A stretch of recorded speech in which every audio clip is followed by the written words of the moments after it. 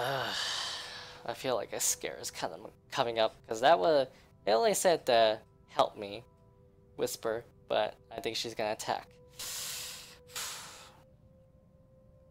And I don't think I'm ready for it. This is after the party. So the moon is almost at its highest by the time we reach Salem. Or Salem, well. Even after our respective heads have cooled off, the atmosphere within the car remains rife with unspoken tension. This isn't a problem so easily fixed with a few handshakes.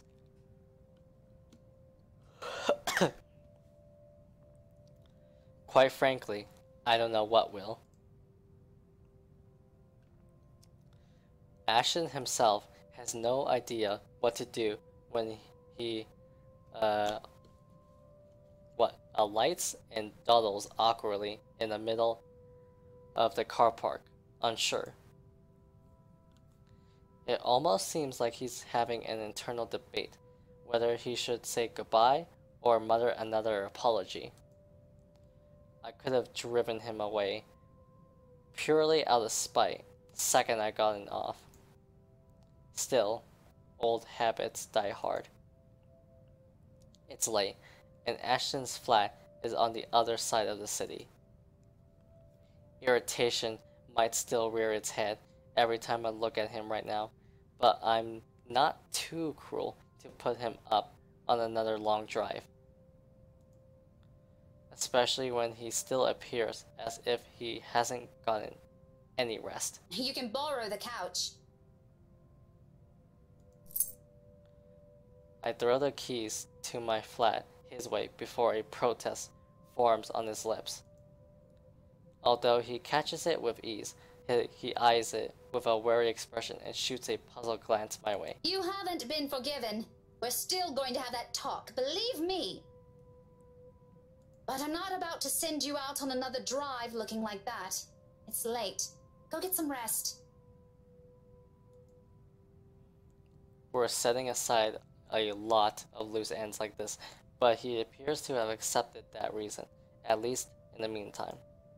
He does give me another questioning glance when I shove past him, pulling my mobile in the process. Where are you going? I thought... You go ahead upstairs. I need to contact Professor Andrew. Andrew? Why would you... Oh, no. Please. Is this that thing Isabella said this morning? Again? I already gave her my word, Becca. I'll look into this BRC crap. No need to drag the old guy into it. Of course, he's still skeptical. It makes one wonder if he's even seeing anything at all. Figures this curse will stay away from the scoffer. But this is another loose end tonight that I can't just leave alone, Ashton's beliefs notwithstanding. It just so happens that it's one I can delve into using means other than taking a look at the mansion itself. Ashton, do you really think I still give a shite after that stunt you pulled tonight? No, but this is... I've spent so many years with him to know this is about to turn into another argument. Before he can finish it, I cut him off with a firm raise on my hand. Look, I don't care. There are weird things happening around here. And yes, it's Isabella's brand of weird. Ghostly voices, strange sounds, and a bloody woman sitting at the back of my car. You don't have to believe me. And I no longer have the patience to convince you, so just leave me be, Ashton. He doesn't push it, growing quiet instead, although I know he has a whole case of it prepared inside his head. But there's a reluctant shift in his movement when he steps away from our conversation. Short of climbing the stairs, he stops, turns to face me with an expression almost too conflicted. Are you really sure? What? That there was something? That you've been, seeing things? Yes, I'm very, very certain. Now go! And you better not break anything in there. The last time I let you stay over, it was that statuette Belle gave me. You haven't even replaced that one. The last Elmire remnant goes both unheard and unanswered as he disappears behind the stairs.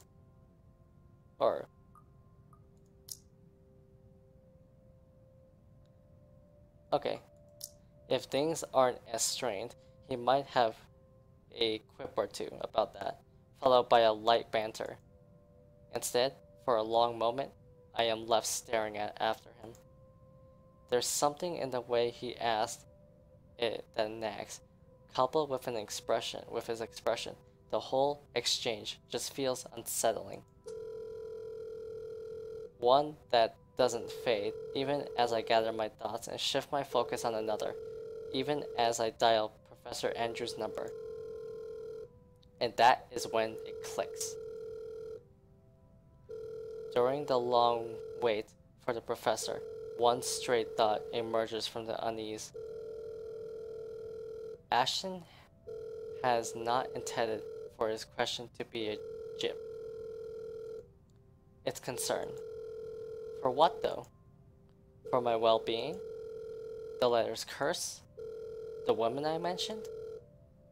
The answers for those will have to wait, however. Finally, the call connects and Professor Andrews' voice echoes from the receiver. Professor Andrew? Rebecca? It's late. What can I do for you? I know, I'm sorry, but this is a bit urgent. After all, this is a more pressing matter. Our lives might be at stake, and we're still in the dark. Actually, I was wondering if I could ask you to do me a favor. Oh no.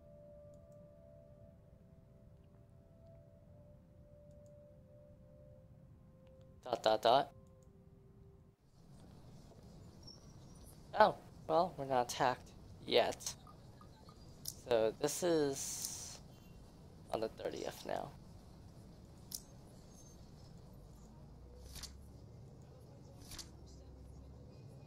Oh.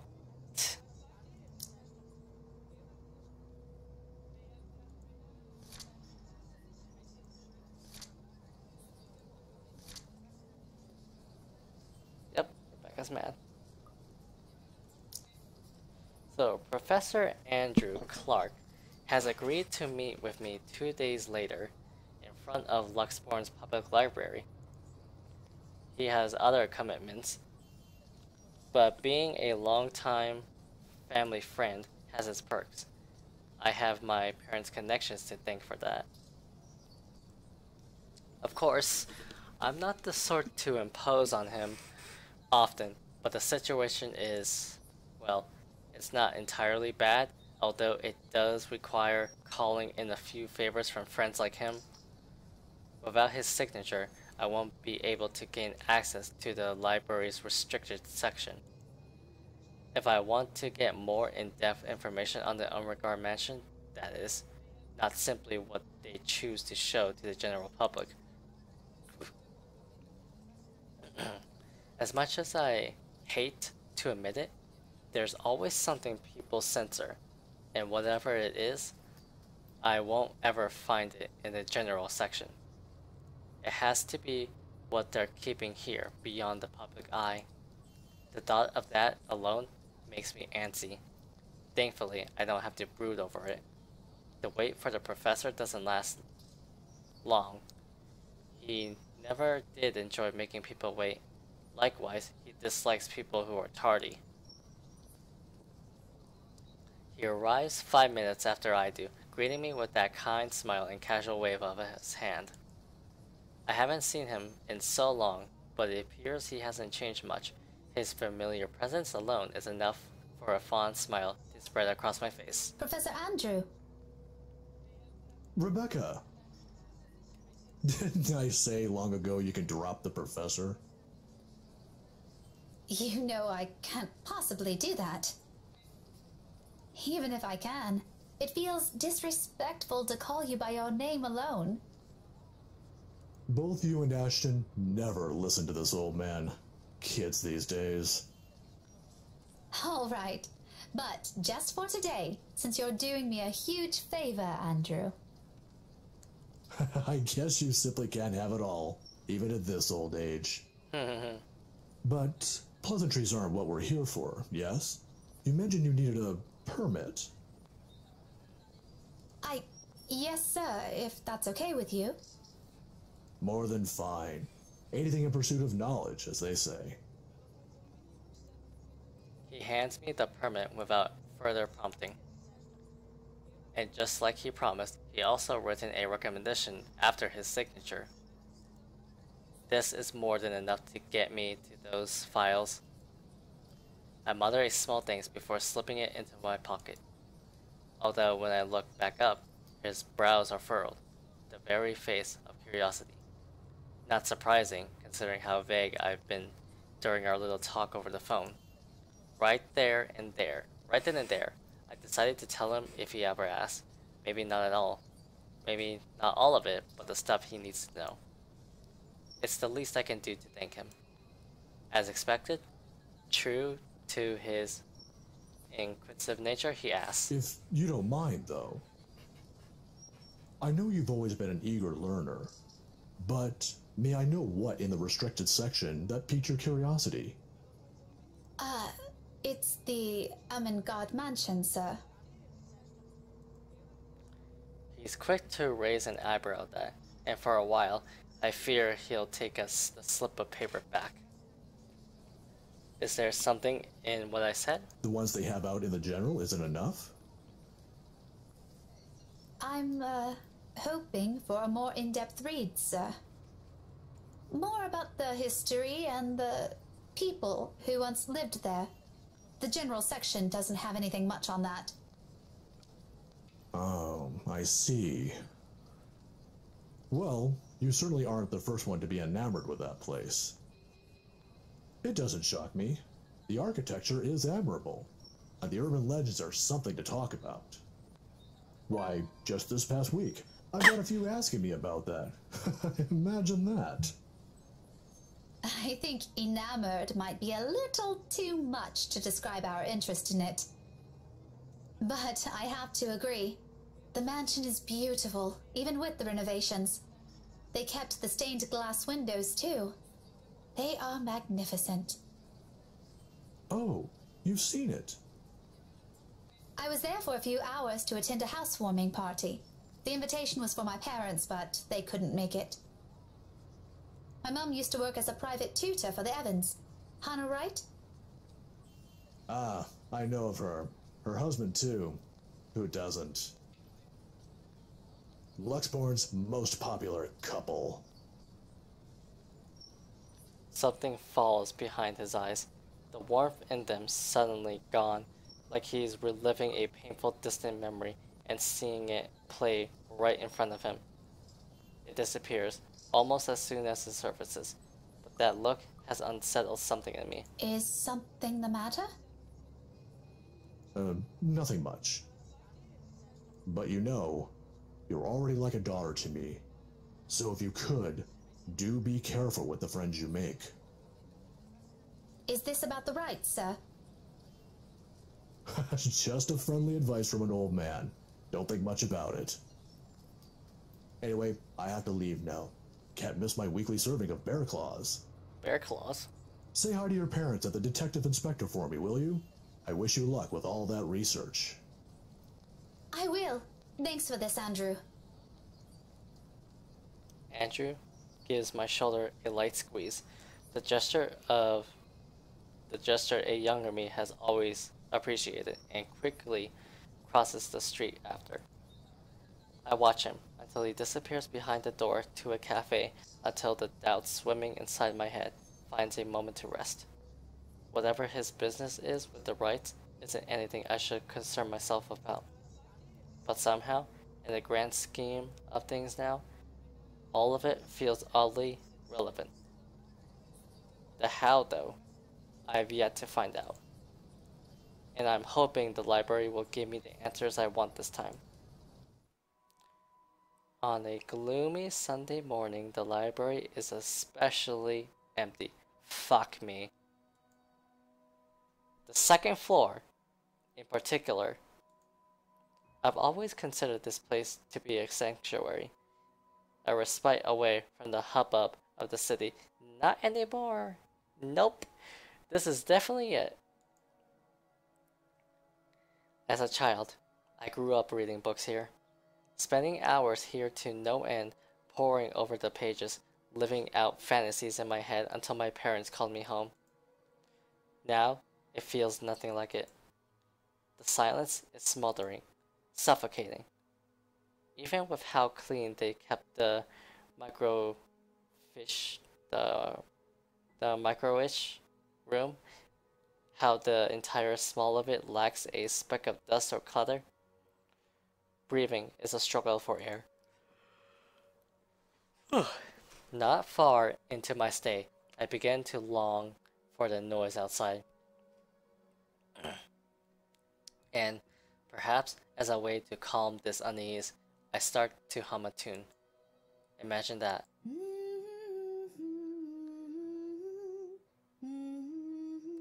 Really?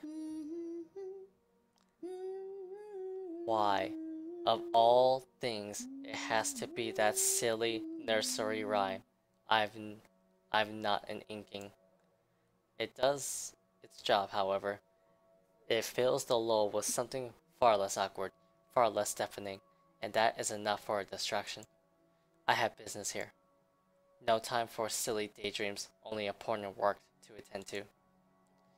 Even if there's a possibility of it being fruitless by some means, it feels like I have to do it.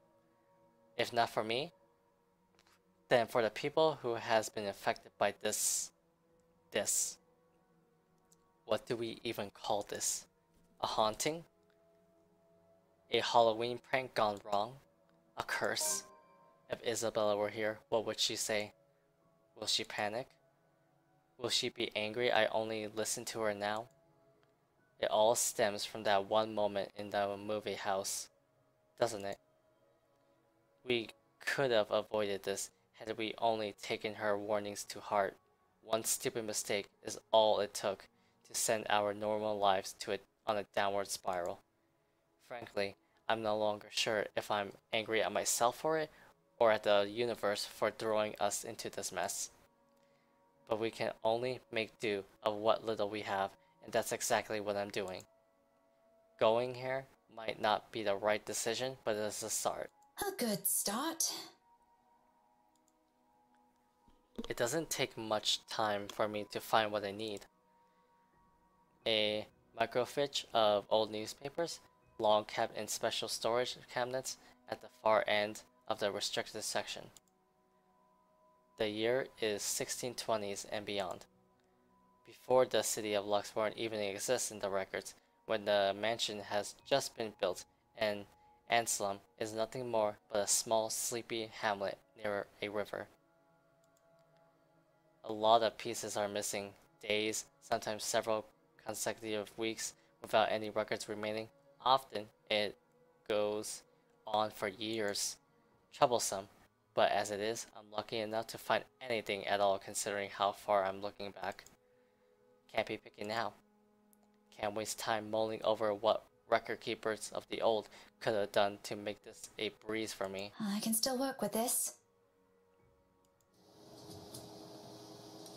The faint whir of the micro machine keeps me company as I go over each slide, each image, hoping for something that goes beyond what the local lore knows. There are snippets, little mentions of the family that once settled in the house here and there. the usual singing of praises for the couple who helped brought up what was once a tiny settlement into a buzzing town. Nothing substantial, nothing I didn't know before. It continues on like this for a good while, until I come by the years after their deaths. The people of Anselm might have loved Lord William and Lady Elizabeth Armagard more in their passing and held them in high esteem in the years after. But it was their daughter that was remembered fondly by the townspeople. If her parents built this town, Lady Charlotte was the one who made it prosper. Remarkable considering it was a period of recovery from a bout of plague that killed half the town's population, including her parents. What's surprising though? Apparently, her time also marked more than superficial changes to the place. She moved things, changed laws, altered old customs and traditions. If they were done on a woman's whimsy, it doesn't say, but she seems capable enough for more than that. The gist of it is, the town she rebuilt, it's what eventually grew to become Luxbourne City, while the nearby Anselm village remained as it was, a relic of the old. A frown swiftly forms in my face. So, why is there a need to hide this? One by one, I try to recall every lesson I've gone through, every book, paper, and journal I read. None of those ever mentioned this. It's always the lord and the lady of the house, their endearing child, always an afterthought to those ascendants, the one who always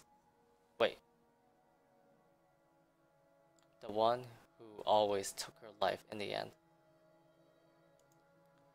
Never someone who restored a town from the brink of a collapse or brought new ideas to it. Is it because she's a woman? That pisses me off. Granted, not everything is sunshine and rainbows. Not all aspects of her can be considered admirable. But this is history. Some parts are bound to naturally delve into unpleasant territory, whether I like it or not. Witch hunt, for example, became common near the end of her life, which would have been completely unremarkable and might have gone to become a mere footnote in history if it didn't involve Lady Charlotte and the very slave she saved. What? It caused quite a stir, enough to leave almost a week's worth of clippings. The girl was eventually burned, condemned by the entire town, at the word of Lady Charlotte alone. But this doesn't really have anything to do with this curse, does it? Unless that woman following us and this slave are the same person. A tale of vengeance? How cliché. However, with the lack of accurate photographs, it's impossible to tell. Maybe if I squint, the illustration would start resembling her? But in my field, it doesn't work that way. It shouldn't work that way. I'll be the laughingstock of the community. This isn't going anywhere. Oh no, here it comes. Mentally exhausted, I take a careful step away from the screen, pressing a palm to my tired eyes. The lack of ample light in this area doesn't help. A headache already threatens to form at the back of my head, yet I'm nowhere near figuring things out. This is simply too much to take in all at once. I should have asked for someone's help. Now, I'm at a dead end. I start gathering everything around me and placing them back in their respective envelopes for storage. The motion's no longer new after volunteering here a number of times. I didn't make much of a mess anyway, considering the lack of materials available to begin with. I'll have to look somewhere else. The where remains unknown though. Shit. But just as I'm about to slip the last of the slides inside, something catches my attention. My hand pauses, the microfiche halfway through its protective sleeve. This is one of the few I've set aside without taking a careful look at. It seems like a gossip column at first glance, but upon closer look, I slide it back to the reader, gently turning the dials in search of the page. It takes some time, but once the image becomes clear, they must have had this drawing commissioned for this announcement. I don't doubt it. The details are far more intricate, their likeness likely closer to how they might have appeared at the time. They're both recognizable this way, closer to those paintings I've seen in the mansion. However, it's the man standing beside her, Edward Godfrey, according to the article, that caught my attention previously. Her first cousin, and eventually, her fiancé. Maybe it's the posture, the manner in which he holds himself. Or maybe it's the shape of his eyes, though I can't be too certain about that until I got a better reference. Nonetheless, there is a resemblance. He looks eerily like... What? My head snaps up, glowering at whoever's running in the floor above. Any day, I'll march upstairs and remnant whoever it is. This is a library, for heaven's sake. But now isn't the time.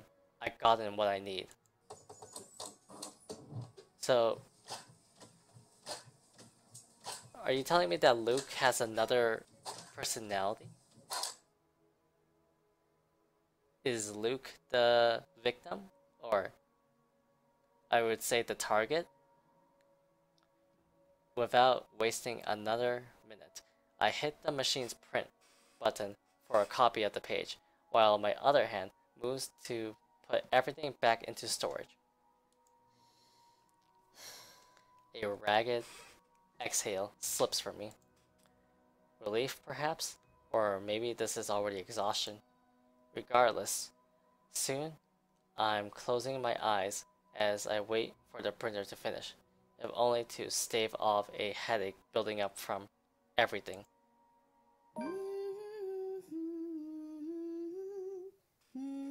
Sometime, I've even began humming the same song again for comfort. Despite my doubts about this, despite all the tension in my shoulders, this may be a small find, but at least I can start somewhere. We can start somewhere. There's a way out of this. I know it. The printer sputters to a halt. However, its sound isn't what makes me snap my eyes open.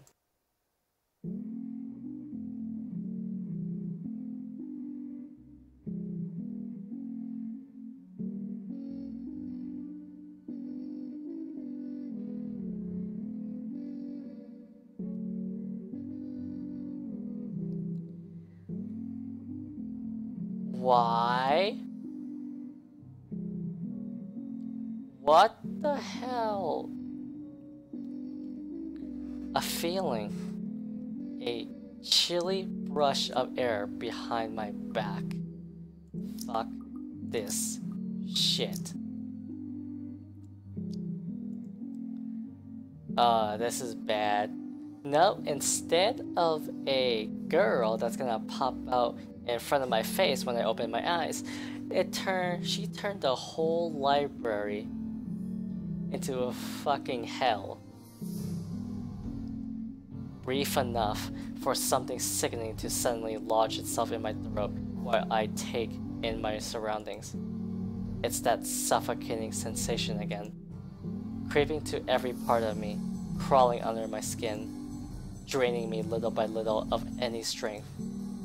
From that day in the mansion, from that brief moment at the school, without delay, I grab the papers and make a quick beeline for the door.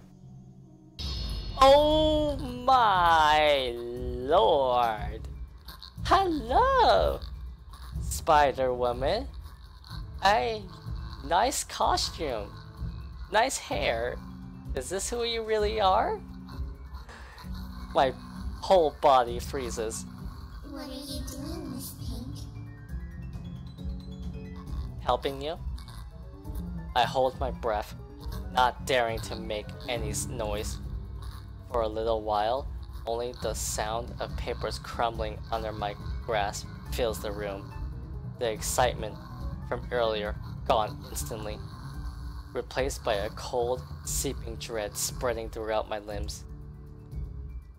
But more than the fear is the anger. It pains me to hear her using my own student's voice against me, and more than once I believed it was really her. She has no right. Why don't you play with me? Although she hasn't made a move, if there isn't a wall behind me, I'll probably take a step back. Oh, whoops.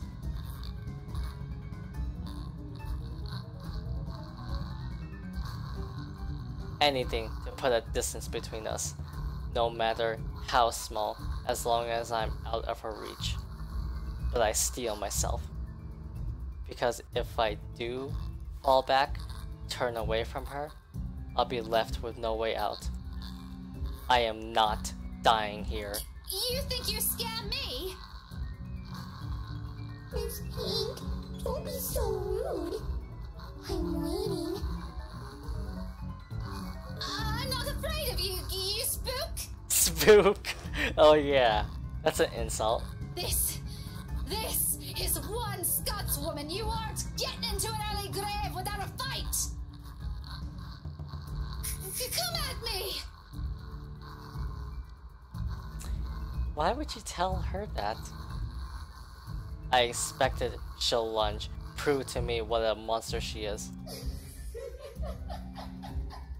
Instead, all she gives me is a smile, twisted and gnarled. It's as if time has crawled to a stop at the sight of it. A split-second decision. And before I know it, my body shifts. Eyes closing in anticipation, hand grabbing whatever's solid enough on the table, on a nearby table, and hurling it at her. I don't bother looking if whatever I threw hit its mark. I run, as fast as my legs can carry me, despite my heart threatening to burst out of my chest. But in this maze of bookshelves, with the whole place almost void of people,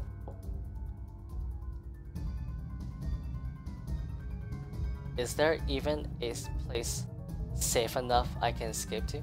Oh god, this is a choice? Do I head to the door, or do I head upstairs?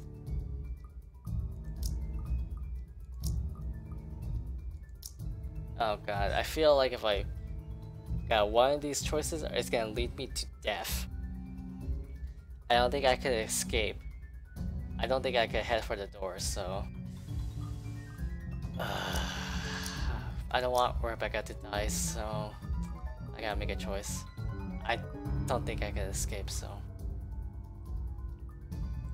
Head upstairs. There are people upstairs, aren't there? Oh no, I made the wrong choice. Eh, go with it. The weekend staff or some volunteer? There should be. Even if it's a Sunday and I'm only here on a special permit, there should be at least one other person manning this place. I heard them a while ago.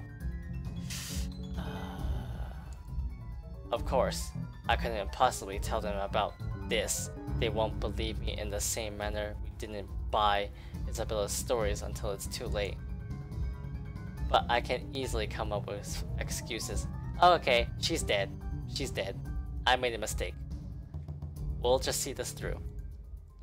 For now, what's important is I don't end up trapped and alone with her. Safety in numbers, as they say. Bad choice.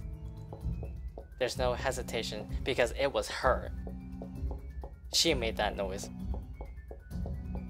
There's no hesitation in my steps as I race upstairs, ears straining for any signs or sounds of the woman appearing, jumping at me again at any second.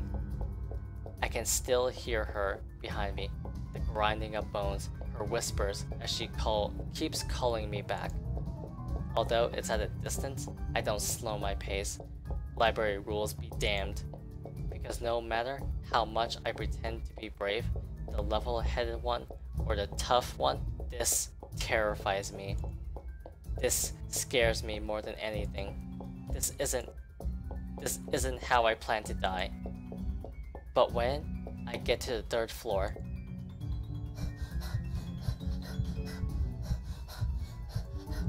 only silence welcomes me, and an emptiness that stretches out far too wide, spanning the entirety of the floor for it to be reassuring. And just behind me, somewhere at the foot of the stairs, panic raises up at my throat. No other way now but up. So I bolt, desperation kicking in without warning. I take 2 steps at a time, tripping clumsily over some of it in my last-ditch attempt to escape. But I know. At the back of my mind, I know. I know all of this is futile. With every footfall, with every ragged breath, with every pounding of my heart, it gets hammered to my mind. And it only becomes clearer to me once the door at the end opens, revealing the vast expanse of Luxborn's early morning skyline, and with her dreading at my heels, blocking my only way out. Wait, what the? Except the one that greets me isn't who I'm expecting. Hana? Oh, she's gonna push me off, is she? Oh, Becky, sweetie. Why would you ever run away from me? Oh, look at that, she's wearing the necklace. The trek up here must be exhausting, isn't it? You poor, poor darling. Don't trust anyone that twitches her head like that. The voice is the same. Even the looks. Yet nothing about this Hana screams of the Hana I know. She eludes none of the sweetness or cordiality she always has with her, even when faced with people she barely knows. If I have not seen what I've seen, heard what I've heard this past week, I very likely brushed this a jarring disconnect to the odd weather. However, something's off with her, and my mind is screaming the space between us is best kept for now. Why don't you come here, sweetie? Downstairs with me. I feel like I killed myself because she's gonna push me off. I can't. Oh, why ever not? Please, Hana. Just leave. Don't be such a spoilsport, honey. Don't you want to catch up? It's been years since we've seen each other, hasn't it? Don't you miss Big Sister Hana? Maybe some other time, Hana. I'm here on important business. Important business, she says. Little Becky all grown up. Now she's learning to meddle. Tell me, darling, what did the curious girl find out? I don't think that's any of your business. Oh, believe me, it is. It is now. Especially if it involves my darling prince.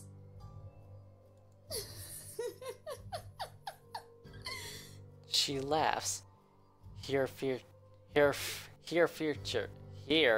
features consorting into something horrid, close to God damn it. A twisted little thing completely removed from the person I met not a day ago. This isn't Hana. She's gone, and this little fact sheet causes me to take a worried step back. Since when? She appeared okay in the housewarming party. And as annoying and overbearing I find her husband is, I feel sorry for the Balwid. He might be an asshole, but he doesn't deserve this. Hana doesn't deserve this. What's wrong, Becky? You look like you've seen a ghost. Yep. All I'm asking is what brought you here at this hour. Of course, if you didn't do anything wrong, we wouldn't be having this problem, yes. Stay away from me! A useless plea. Does she even understand a word I say? Can she even? Is she still human in the first place? Somehow? Somehow I doubt it. Because no human being will ever do this. You and your friends have become such a nuisance to our lives. So do me a favor, sweetie, and come with me. I promise it'll be worth your while. Simply imagining what she's capable of doing to us. I never want to give her that chance. I'm telling you to back off! How rude. I'm sure Mumsy Gales wouldn't be happy about that. Please be a good girl now. Her gait is slow as she walks forward. I mean, no, don't push Rebecca off. But with every inch, she draws nearer. Even as I pull away to take back what little distance I can between us, the smile on her merely grows wider. A mocking gesture. For me. She may be less of a human now, but I'm pretty sure she's fully aware she's got me cornered. She wouldn't even bother making it here if she isn't. But I can't look away. I can't bring myself to, even as the heel of my shoe eventually hits the edge. End of the line. Trapped.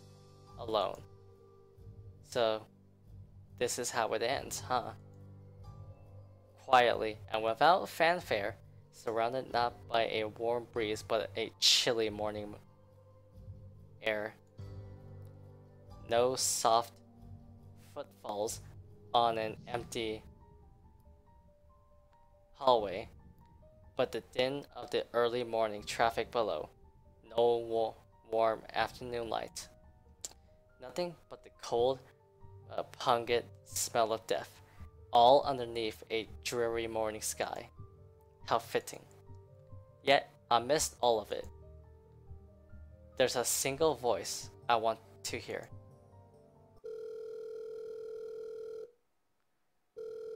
If only for the last time. Ah, she is gonna die. I made the wrong choice. Becca? Hey, did I wake you up? No, I left you a voicemail, so I thought... Where are you?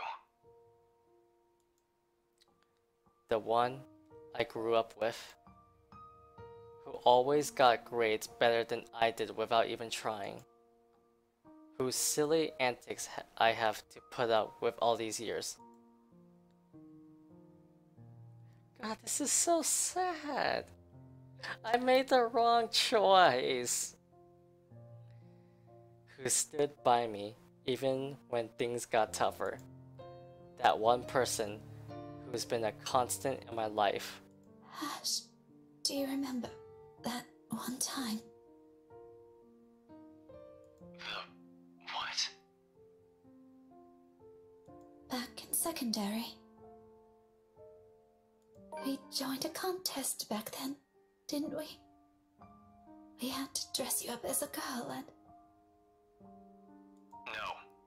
No. What? You looked really pretty. I think I still have that picture somewhere. Burn it. We're not talking about that again. You promised. Seriously, what brought this on? Nothing.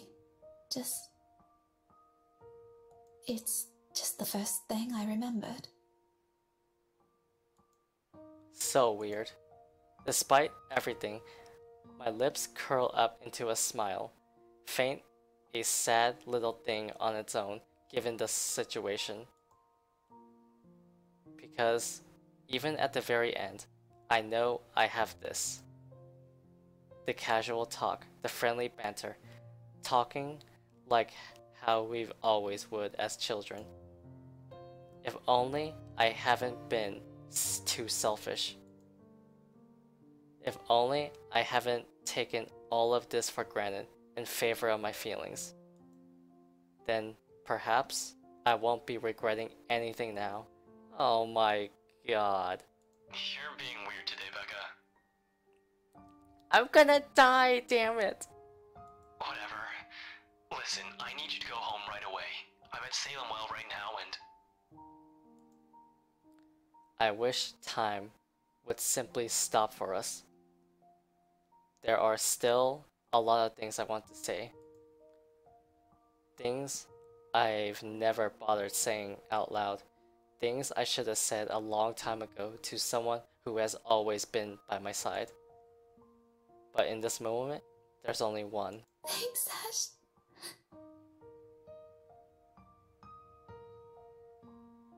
Hold on, did I do something? For everything. Rebecca, what? I'm so glad to have known you. Wait, what are you? God damn it, Rebecca, where are you? A soft click. And I'm closing my eyes.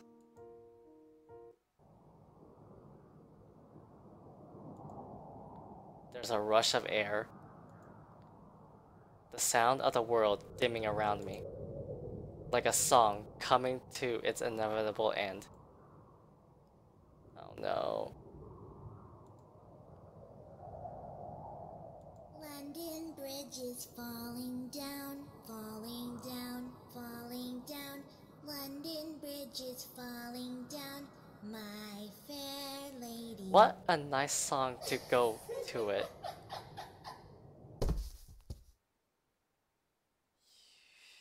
I should have headed straight for the door.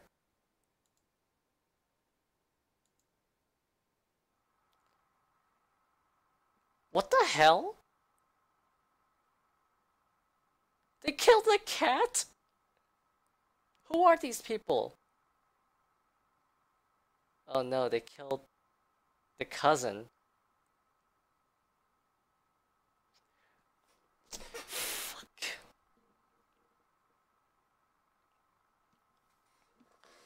So I unlocked a memory fragment. I knew I made a mistake. Fuck. But we unlocked a memory fragment, but I do not want to go with this. But what is this? Who are these people? I know that has to be her. Lady Charlotte. Looks like she was tortured. She didn't die in the fire.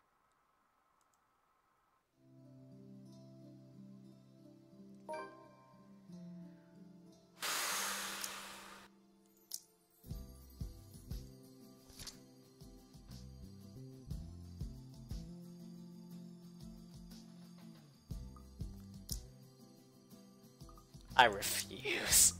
I really refuse. But we unlocked a memory fragment. So...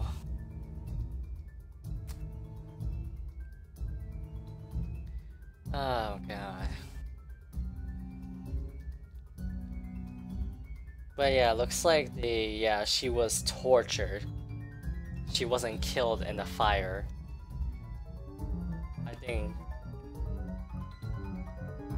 I think we're trying to unlock the mystery that happened to her. And when we do that, I don't know. Do we find the people that did this to her or something? But anyway, head for the door.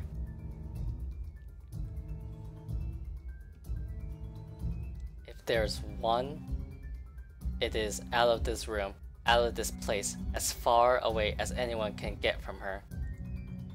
I can think about the rest of what I can do after I'm outside, when there are other people I can ask for help. When she's not chasing after me like this. There's no hesitation in my steps as I race for the restricted section's door, head downstairs and barrel straight for the library's exit. Towards safety. In the desperate bid up for my life, library rules be damned. I can no longer hear her behind me, but I'm not taking any chances. A breath almost escapes me as I near the door. A little more. When out of nowhere, a library cart careens from a blind corner and slams to my side. Ouch. My back hits the floor with a hard thud, the impact completely knocking the breath out of me. The copper tang of blood gradually spreads over my tongue as I fight to get my bearings back. I force myself to move, even with the excruciating pain coursing through my limbs. The exit's almost there. If only I can. But there's no moment's respite. Oh my lord! Hi! Hi! How are you doing? The next thing I know, there's heavy weight atop me and cold digits slide around my neck. Tight like a vice, closing in, leaving me gasping for air. Through my blurred vision, I can only make out the hateful gleam, the spite in her eyes as she looms over my body and her grip on my throat grows tighter. Desperation kicks in. My nails dig into her wrist as I struggle against her firm grip, trying to pry her fingers away. Let go. Let me go. A what? Wait, what? Wait.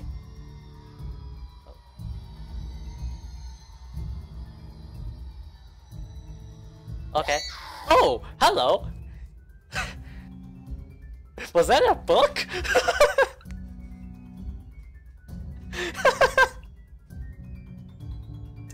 I'm sorry. I shouldn't have laughed. We should go. Yeah, I don't think twice. We should go.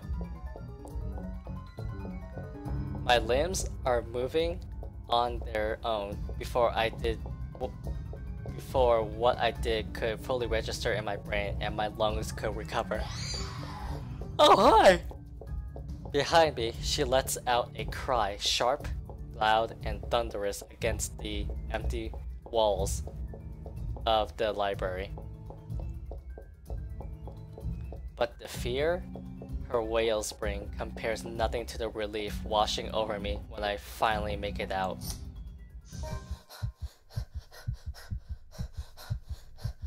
Quick escape! Shoulda head for the door, huh? Not upstairs to the roof, where I fall to my death. Yeah, that was stupid, I know. But we unlocked a memory fragment and we learned a little bit more about what happened to Lady Charlotte. So my knees buckle as soon as my feet hits the pavement, its surface cold and hard against my skin. I've only been in there for a few hours, about 1 or 2 probably. I don't know anymore. It feels like an eternity all the same. My breathing hasn't slowed down yet, and I don't expect it to after going through that. I probably look the most undignified creature on a Sunday morning right now, out of breath, disabled, slumped here with a bloody lip and all. But at present, I simply can't bring myself to care, even when a few passersby start giving me strange looks. Stare at me all you want, I don't give a shit. I'm alive, I'm safe. This isn't the end yet, but I'm safe. And inside my bag is something that could get us out of this mess. Nothing definite yet. I don't want to get my hopes up, but it's still something. If Isabella is here, I'm sure she'll feel the same. She'll even be the first one who'll put her faith on it. Wherever this will lead us to is a victory on its own. Now, all that's left is to find the others, the rest of us trapped in this bloody nightmare. Right on cue, as if an answer to my previous thought, my mobile phone lets out a beep. I pick it up, simply hoping it'll be one of them. Only, it's a voicemail that greets me. From Ashton. There's a pang of disappointment, of course, but it brings some reassurance that nothing's happened to at least one of them. Hey Becca, call me back when you're free. We need to talk. ASAP. He ends it right there. The message, less than a minute long. Curt and gives nothing away. I let it ease my worries, regardless, and do as he asks. Because this, too, is another triumph for us. One less thing to worry about.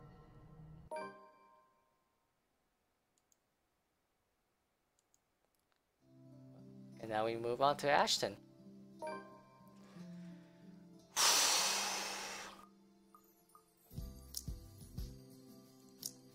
Well, I made the wrong choice. I simply thought it would... Well, common sense is, you know, get out of the building as soon as possible. And I should have noticed earlier there was something going upstairs, but... Hey, you saw the other option. She killed herself. I killed Marianne, and I killed Rebecca. I think Rebecca is my favorite character so far. But I don't want anyone to die, so we'll just go with this. I'll take this. And now you are 29? American Japanese. Sherlock Holmes.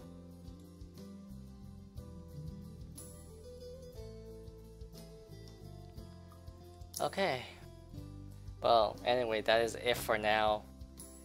And when we come back, we'll do Ashton's chapter, which I heard the last 2 chapters are a lot of branches.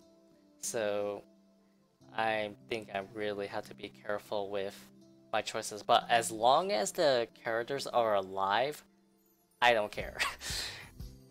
But anyway, that is it for now. So we'll just save this one here and have a good day.